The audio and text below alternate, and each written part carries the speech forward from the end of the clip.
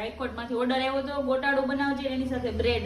Hello friend, જેમ જેમ ઠંડી વધતી જાય છે ને એમ છે ને નવીન નવીન ખાવાનું મન થાય છે. તો આજે એને હું બનાવ્યું છે મોનિકા? પાલક પનીર ગોટાળો. જો પાલક પનીર ગોટાળો બનાવ્યો છે. આ બધી સામગ્રી છે એ એમાં નાખવાની છે અને આટલું ગ્રેવી બની ગઈ છે. ટૂંકમાં ક્યારે નાખવાનું હોય? બસ હવે ચડી જાય પછી ચીઝ નાખી દેવાનું, પનીર નાખી દેવાનું. ટૂંકમાં જેમ તમારે જેટલું તમને ભાવતું હોય એની રીતે નાખી દેવાનું. ને પ્રોગ્રામમાં એટલા બધા માણસો નથી, અમે ઘરના માણસો છીએ, 3 જ જણા છીએ. 3 તીકડા. ભાવિકને પ્રોગ્રામ હતો એટલે એને બહાર જમવા જવાનું હતું. એમ મોનિકાને ફોન આવ્યો એટલે મેં કીધું મારી રસોઈ તું ત્યાં કરી નાખ તો હું ત્યાં વહી આવું.